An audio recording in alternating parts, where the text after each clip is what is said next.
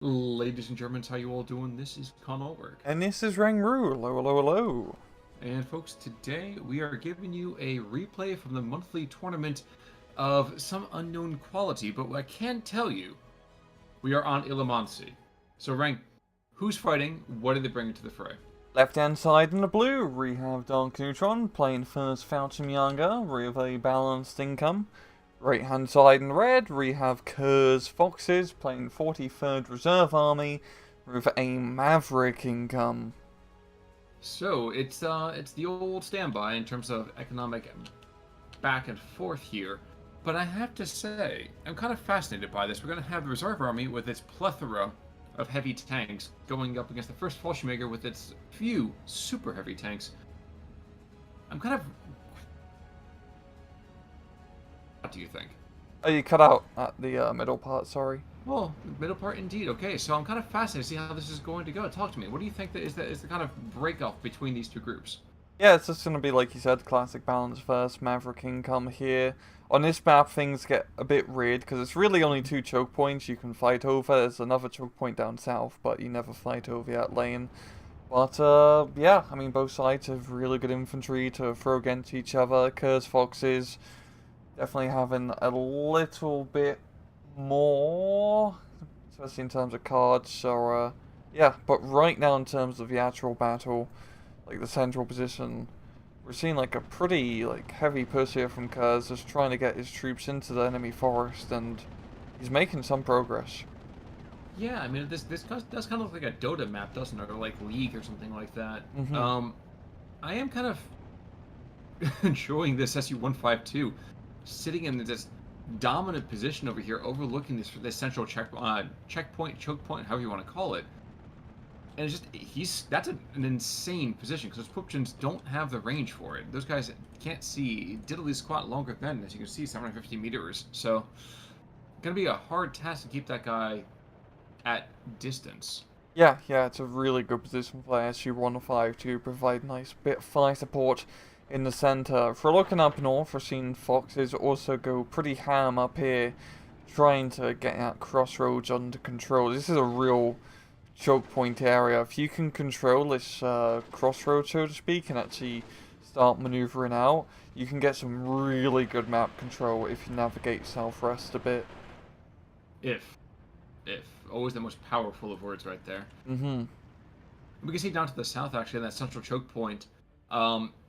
Superior's getting into the forest, and that's good and all that, but there's just a wave of German troops just kind of on standby. You might kill our officer, and we're okay with you doing that.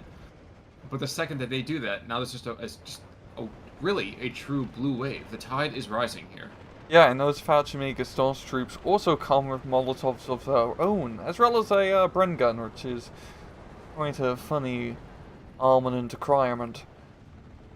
Well, we also do have your Maxims fighting the SG-43, so, kind of strange duels going on here. In a second, I do want to check back up to the north. There's going to be a BA-10 push, trying to see a lot of that particular infantry hidden, to cover that checkpoint, cover that crossroads. And moving with some support, heavier support as well, getting a T-34-76 up there. Oh yeah. It's definitely, I mean, of course, with that Maverick income, even though it actually doesn't have that much of a point advantage right now, he's just trying to get the opportunity advantage and push on through to secure the victory. It does seem to be the case, but breaking out through to the other side is not a guarantee of victory. Indeed, right now, we're only finally going to get back to a 12-12. There we go, 12-12. So now things are back on the straight and narrow, and I feel like... Ooh, Nashorn engaging that SU-152, and apparently SU-152 cannot see him. Ooh, this is going to be bad. It's going to be bad indeed. And down it goes. Really good use of the Nashorn there to provide some long-range fire support. Yeah, I mean, the central push has pretty much been, halted for the time being. We got just the remnants being mopped up slowly but surely. Gonna just have to cut in here for a second. BF-109 to the north, he's gonna bomb some infantry positions. So, he's not actively shutting it down by himself here. And indeed, you see all those BA-10s rushing on in. And that's going to be very, very difficult to stop. With a single Pupchin who's falling back, and some lighter kind of anti-tank equipment. Yeah. A Hetzer though coming on in, that'll do it. Yeah. That'll do it. I mean, Jagdpanzer? Oh, absolutely. I'm sorry. I mean, it, you know, kind of the same, really. I mean, the Germans were just kind of slapping any sort of old tank destroyer together by 1944. It's true, but at the same time, we have 4 BA-10s backed up by a 76 and a KV-1. That is a scary attack. Yeah, and the infantry here, pretty limited in anti-tank capabilities up north, so this is a really good armoured push here so far from Khers. You just need to get a little bit more infantry up into the front line to start clearing the forest, because there's only so much you can do with those BA-10s. Well, maybe what he's doing is he's trying to waste all of the HE ammo, having to shoot at this Fallschirmjäger. Yeah. So look right now, I mean, geez, there's just a huge amount of firepower, and they're just kind of blithely still being able to retreat. So well done to them, I would say. Yeah, it's quite impressive they're still alive, just under a hail of gunfire. Good God. Another Pupchin comes to the front, and that Pupchin is still radically out of position because only 750 meters here. He might get one round off, maybe. Should be able to. This is actually a pretty good map for the use of the Pupchins, because you do have a lot of really good CQC areas to actually take advantage of at rather short range. But here comes the Jagdpanzer. That's... If he plays his cards right, that Jagdpanzer will be a rather tough customer to deal with. The tank's going to have a very hard time knocking out frontally, but with the amount of BA-10s available, it's possible he could get a side shot. Now, quick note, I don't know, IL-4 came into the south, was engaging something, I have no idea where the heck he did it. What I can tell you is the IL-4 is probably going to die between two different BF-109s going after him. Yeah, not even evacing. A shame. Yeah, those guys are expensive. But damn, I mean, it does pay off. They are pretty damn tanky, as we're seeing here. It'll take a little bit more to shoot that guy down. But alright, I'm just going to check back to the north here. Yes, the BA-10s are still not quite in defilade per se, but able to engage that KV-1 from the side, and somehow shockingly does not kill it. No. I wonder what deal with the you know, what fascist devil that KV-1 made a deal with to survive that. Yup. I do like how the BA-10s are on this hill position. I mean, they're not really in an offensive position, but the main thing is they're in a good ambush position. If Dark Neutron does decide to get a foothold onto that hill, he's going to be rather surprised. Unless, of course, the BA-10 start engaging infantry, at which point, very little surprise there. Yeah. Down, seen a little bit of verbal. It was LA7, but we got one of those Italiano planes chasing it back. Surprisingly well armored. Yeah. Italian planes were... I'm not an Italian plane expert by any means, but I heard the planes themselves were pretty decent. Oh no, this BA-10 is going to just absolutely butt rush this Jagdpanzer. This is hard to watch, folks. Oh! This is real hard to watch. Between a rock and a hard place there. If he can actually turn the turret. Unless, of course, this Fallschirmjäger comes on and just nukes him from orbit. Here comes the Faust. That should not have happened. That should not have happened. That guy was dead to rights. Jeez, wow. Yeah, the turret facings can sometimes really screw you over in this game. Wow. Yeah, that's gonna pretty much give Dark Neutron a nice breather up north here. That Jagdpanzer has really paid himself off in holding an armor advantage, and if he can exploit this, he should be able to get some infantry and start clearing back into that forest. He's got another Jagdpanzer because, hey, if one works, two should work even better. It certainly does seem to be the case. And in the center, the Russian positions are just completely folded like a cheap card table. Good gosh, there is one machine gun in that little set of barns or houses over there. And other than that, this is very much an Axis map. Yeah, this is working out really well for Dark Neutron. This is definitely more of a map which favors a defender over the attacker, just due to the more choke pointy nature of it. so to speak. So with his income, if Dark Neutron can just hold until relieved, he should be in a pretty good position. That does certainly seem to be the case thus far. Now, actually, I'm trying to wrap my head around the fact that Jagdpanzer wasn't even critted by anything. I know, he's like got off, I say mostly without a scratch. Yeah, I think he's taken some pretty heavy HP damage, so probably one penetration will be a guaranteed kill, but still, I mean, no critical hits is pretty good. I should think so. This MG42s in the meantime, this Maxim has a very peculiar dead zone. Very peculiar dead zone. But a lot of forest is blocking line of sight, and the Grenadiers to get a little bit closer.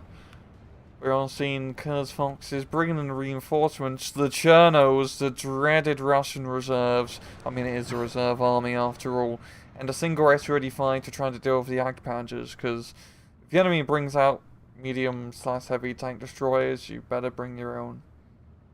Well, the other Jagdpanzer on the hill is being engaged now by two of the pesky BA-10s. But I don't see that really accomplishing too much. Nope, no Jagdpanzers, as we've seen before in previous casts, in 1v1s, they're pretty much heavy tanks. I mean, they have the same Tiger value as a Tiger, I believe, actually a little bit more. I mean, yes, they don't have the 88, but goddamn, our Pack 40 is all you need. And that was part of it right there. I was also going to note the fact that you don't tend to need to worry about flanking moves on this map, just because the hillsides, like you said, the choke points from the water, in the right position. And I would argue those Jagdpanzers are in excellent position. There's absolutely no need for you to get frisky with the enemy. Indeed, indeed. But yeah, Dark Neutron is doing pretty good, getting a foothold. A little bit of a foothold back up north of Stern Pioneers, but the Cherno Rush is going to come in, probably just going to get stressed out pretty quickly. I mean, it is Chernos after all. Yeah, I mean, we're looking at that central kind of Cherno Rush as well, and we're seeing already just getting slammed here in the open. Not even the T-34-85 is going to save them now. I mean, that's not going to go well. Yeah. And you can see it. The rush is over, and the Russians are rushing back to their own lines. Yeah, that central position can be rather hard to push, as there's a lot of open ground between you and the enemy. Even with, like, a potential Su-152 on the hill, you do need...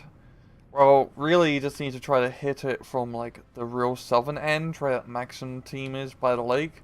Try to, like, scurry around, and get into that forest, and then from launch the rest of your attacks, rather than just going straight down the road. Worth mentioning, the Jagdpanzers up north are both dead. Oh. One's, so well done. Oh. Wow. Yeah, I didn't expect that either, but they are quite dead. Wow. That's a real ton of events here for Foxes. It allows them to reverse the momentum up here in the north. At S-35 definitely paying itself off. And Dark Neutron's missing the opportunity. He's going to get... Oh, no. Yep. Goodbye, Nashorn. Flak 88 comes out way too late. But the BF-109 to the north, he's just going to continue just to pound on all of this infantry. Yeah, and Foxes isn't in, or Khers I should say, isn't in a great position. We're on B phase now. He does have an income advantage, but he's losing by flags. And as you might know, if you've seen our cast, you need to capture the flags to win the match. And you need more flags than the enemy.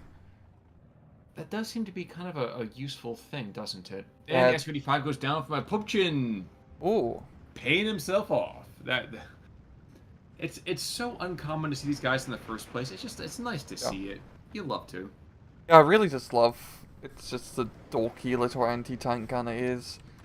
It's pretty much a Panzer Shrek on reels. Yeah, I mean it was essentially just somebody mounted a Panzerfaust and put it to an anti-tank mount.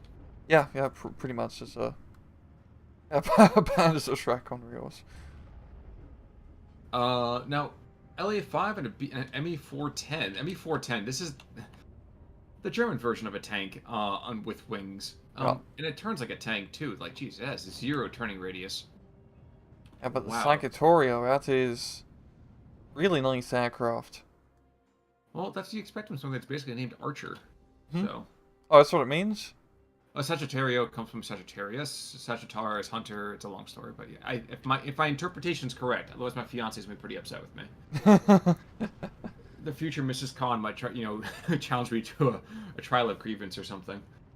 Um, but in the meantime, looking back in the middle, T-3485, this guy could have been a force multiplier, and he's just not being aggressive really at all, and that's going to really come back to hurt the Russians here. As you said, we go further and further from Phase B. Once we go to Phase C, it's going to be nearly impossible, I would argue, for uh, Khers to be in a really, really kind of pleasant shape. Yeah, it will be quite a conundrum he's gonna be coming up against. And once again, he's pushing in the center, just right through the open ground. Really, he should be trying to hook around into that forest. Get some CQC troops and just start causing a bit of havoc. Because this open ground... I mean, he's actually doing a pretty good job doing a bit of just overwhelming fire support. Forcing that 88 back. If he can keep that up, he does have a good chance of making some progress in the center, but he's going to need some better infantry rather than just Chernos. And I mean, he's getting more Chernos up north. Well, the nice thing here, I mean, one BF-109 is down, the second one's going to go down here in a second. Yep, you cannot allow an LA-7 on your flank. That's for darn sure. And with the 88 down, I'd argue that the Russians have pretty strong air power, parity over here in the central position, if not completely. Yeah, and soon almost anti-tank Atpac 40 is taking some rather heavy fire, yeah, and being rather inaccurate in the most needed time when it needs to be accurate. Don't worry, this was going to do it. Yeah. Now, looking other than that, with the Chernos being pushed back, I don't know when it happened, but we did lose that SG-43 inside that house. So now, what remains here, other than mortars just kind of shelling the front lines, is not a whole lot. Superiors in the trees with some Starshtroopers really, just kind of camping around them. And we have these MG-42s and basically Russian Maxims kind of having a beaten ground in front of those trees. So, good luck being aggressive there. Indeed, indeed. Now, Dark Neutron's still doing really well for himself. 14-10. We're almost into C phase, and that's when things really start to get turned. Oh, that Navshorn position in the center. That's a sneaky spot. Yeah, you can shoot the supply line. Oh, wow. I didn't even see that there was another Navshorn in there, but you're absolutely right. I was looking so far north, and I was like, Ringers, No. it's been dead for quite a while, but no, you are exactly right. Another 88 being brought on in. We might see a slight bit of aggression over here in the south. No, never mind. Those pioneers being brought in too far north. Things maybe to kind of keeping that position there just for a potential counter push when the opportunity presents itself. Yeah.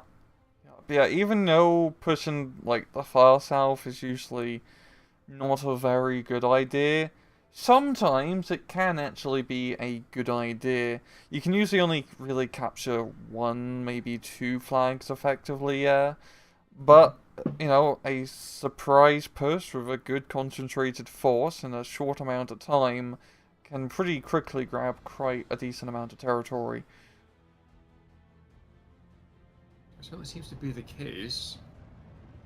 So I was watching the LG-42 over here in the center, and I thought, he has range on that T-34? There's no way. And I was right. He has absolutely no range on that. But he's not shelling that. He's shelling the infantry in the center because PBI deserves to die. So. Yeah. They are very PBI'd.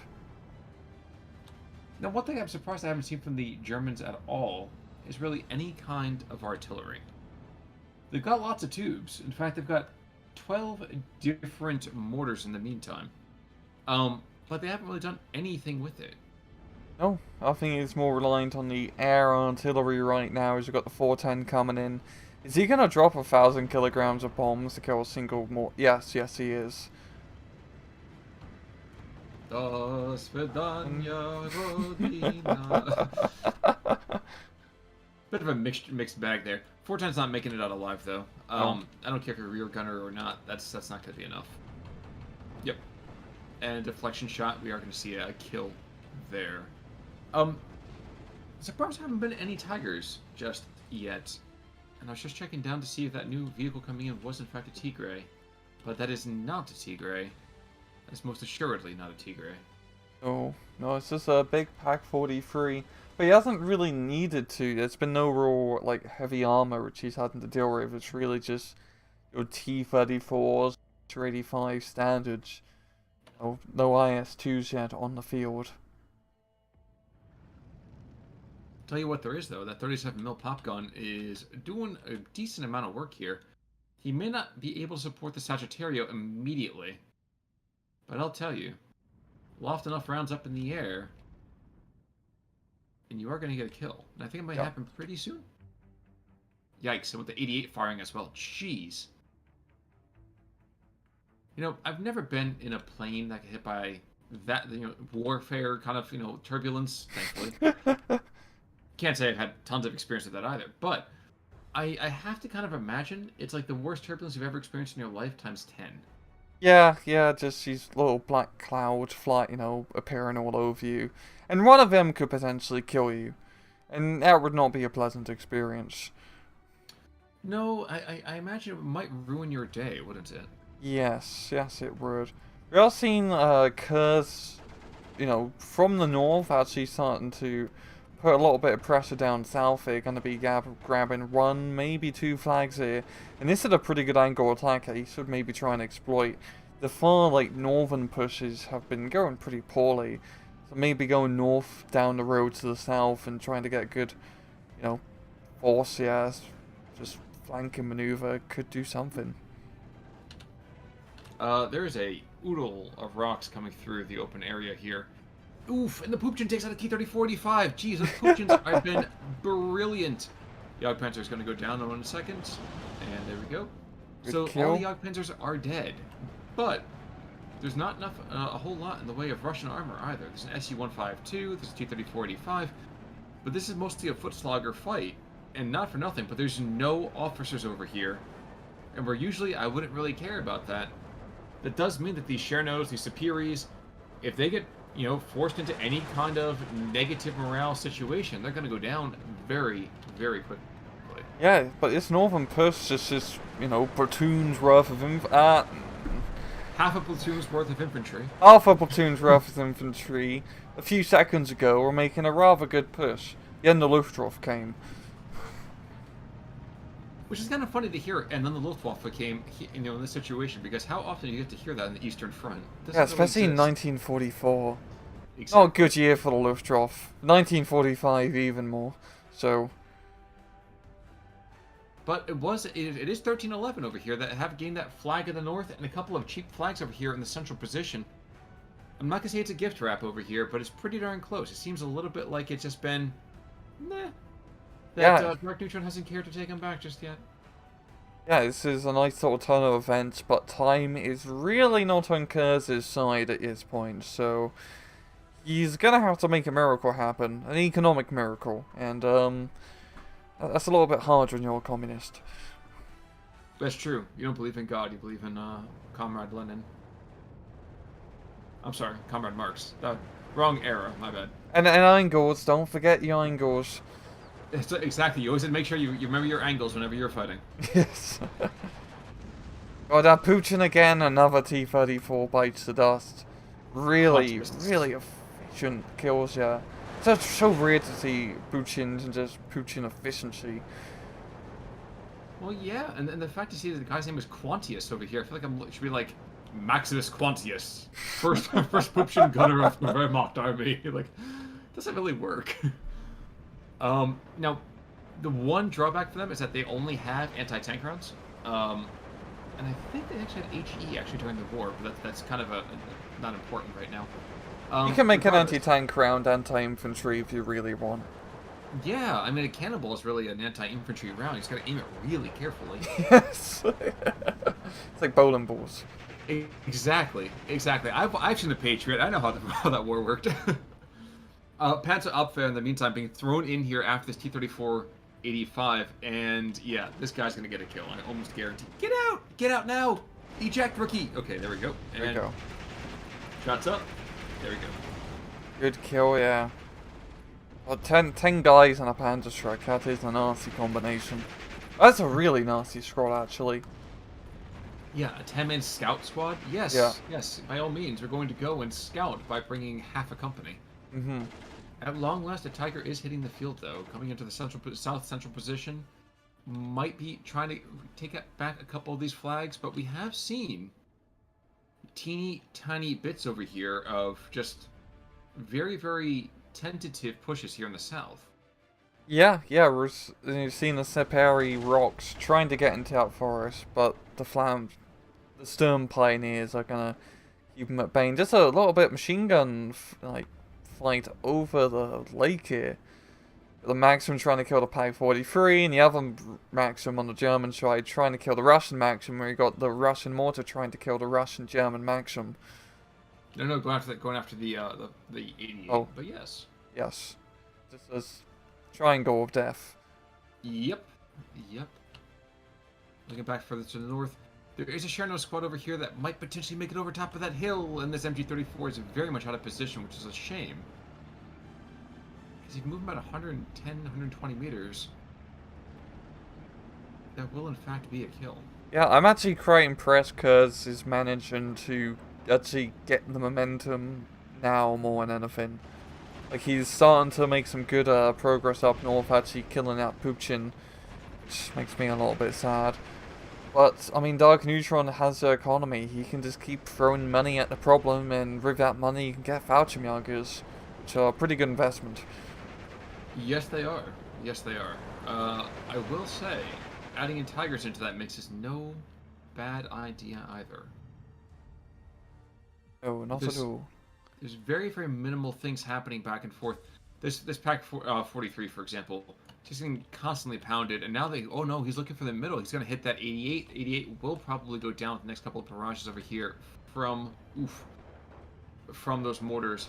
The other 88 takes the other SU-152, so I think he's either tapped on those, or he's very, very close to being tapped. Yeah, he's definitely lost quite a few of those SU-152s. Yeah, with reserve army, especially with variability, it doesn't have a whole lot of tanks left, most likely. It's probably going to have to resort to the IS-2s. On a map like this, IS-2s will have a pretty limited use. I feel like there's the Yak-9 going after that tiger. Oh my gosh. For the love of God. Chugga, choo. Way too late. That guy has been instrumental in keeping Khers in this game, without a doubt. Yeah. You know, if the Tiger was a real heavy tank, it would have about 100mm in the top armor as well. There's 100mm all over. Would it move? Maybe. But it would be protected. Right now, I'm getting one of those moments where I feel like I actually didn't know if you were joking for a second, and I was like, "Man, are you body shaming a tiger right now?" I would never do that. Well, actually, I kind of love this. We have two SDKF Z72s and two 81mm mortars being brought into the central position. That I think is going to signal a general advance in the center for what that's worth. Yeah. Geez, Sturm Pioneers and Rocks kind of flaming back and forth. This is just a ridiculous fight. There's no reason for this to be occurring. It'll be a bit of a flame roar. Well, the thing you have to learn whenever you have a flamethrowers, you always bring your friends. Mm-hmm. You need somebody to retweet. Now, there are... Wait, the Moors are trying to find the Pack 43. They're not going to, but the Nash one in the meantime, he's going to actually get that oh-so-sexy kind of line of sight you were talking about before. And I kind of want to watch this rather lopsided duel. This should be a lopsided duel. Yeah, the other T-34 needs to get into... Oh, I don't think the T-34s even have range on the National. No, they don't. So the Nationals are shooting at T-34s, and T-34s are trying to kill a Maxim gun. Well, the thing is that they don't even see the National. They know theoretically he's there. Especially as one who gets turned into a giant torch. Yep. But they don't technically know that he's still there. Well, we got two falling back here, and I wouldn't be surprised to see 2 kills any moment. Honestly, that's pretty pathetic accuracy on that Nashorn. Dude, he just lost his partner, okay? The other one died a little while ago. Have some respect. He's important. I I think he'd feel better if he killed the enemy. Well, he killed one of them. Something at least. That's true. That's true. That always makes me feel better is when I drink the blood of my enemies and hear the wailing and lamentations of their children. Yeah, but it's really hard to drink, like, blood out the skulls. I mean, all the blood just goes through the eyes. Oh, actually, no, you have to put like a layer of wax first. I had that problem. Oh, okay. I was also trying to maybe do some worm skulls to make it better. And then I figured out they don't even have skulls. I was going to say, they don't really have blood. No. There's not much going on. But in the meantime, so there's a stovepipe battle, and I'm going to call this the Fight of the Abraham Lincolns. T-34-76 does go down, and 81 mils are just pounding the 82 mils, proving that size sometimes doesn't matter, but usually it does. Yeah. And indeed, one of them getting forced down right now, unfortunately, didn't really do a whole lot, because he had no HE shells left anyway, and the Russians, while they have supply trucks, are not going to waste them on giving it to little rinky-dink mortars. They have better things to do than that. Yeah. Tiger to the north is engaging an SU-152.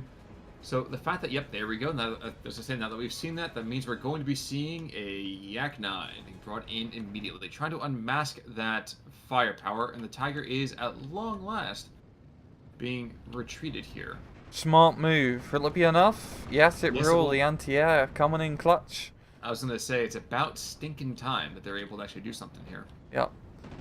Dark Neutron's got that nice +1, 13-11. I mean, yeah, just looking at the map here, it's much more blue than it is red right now. And Khers surrenders. Actually, I expected that surrender probably a little bit later than what happened. But regardless, we are going to see, you know, what you call it, about... standard KD, yeah. I'd say it's a pretty standard KD for a match like this. But, yeah, I mean... Illuminati is definitely very much a defender advantage map. It also makes sense because it's a Finnish map as well. But Dark Neutron held, and then he was relieved by the German economy. Yeah, are you quite finished with your thought on that one? Or? Yes. Okay, cool. All right. Well, looking at here in the meantime, we are also going to see, shockingly enough, I'm trying to find the IL that was going to be just a crazy, crazy killer. The Yak. Oh, there's the Yak-9B. Okay, Nashorn, Yak Panther, Tiger. Well done there. On the opposite side, Puchin, Nashorn, so Hoffman over here is the guy in the center, I believe, did very well. Uvedel over here as well, got 5 kills as the guy to the north. And Puchin, Quantius over here, Su-85, 2 T-34s. So the anti-tanks really, really holding up their end of the bargain. Really, really well today. Yeah, pretty much knocking out all of the Russian armor. And the Russian infantry wasn't really that much of a threat. It was mainly just a lot of Chernos, which on a map like on a more open map, I think reserve infantry can ride pretty well because you just need to, you know, just have cannon fodder to take open ground and to expose enemy machine gun and anti-tank positions. But on a map like that, you really need to, you know, when we saw like Superior Rocks, Tank Designated Keys, Drifniki officers be brought in, like a really good CQC troops, then he could make progress. But you're not going to be making progress in a forest against a bunch of angry German paratroopers with flamethrowers. No, they probably will not. You probably will not. Regardless, well played to both sides. Actually, I really did think that Khers had an opportunity there. I think, unfortunately, it just didn't quite try to press home the advantage across the map the way that they should have. Yeah. But, first Fallschirmjäger, well done today. Reserve Army, proving to us, unfortunately, why they are the Reserve Army. But let's not look down on them too much for that, folks. For the time being, though, that will be, I think, the end of our coverage today. Unless you have any final thoughts, sir? No. Well, folks, in that case, then we're going to call it quits for the moment. Until next time, I'm Con Ulrich. I'm Rangru. Take it easy.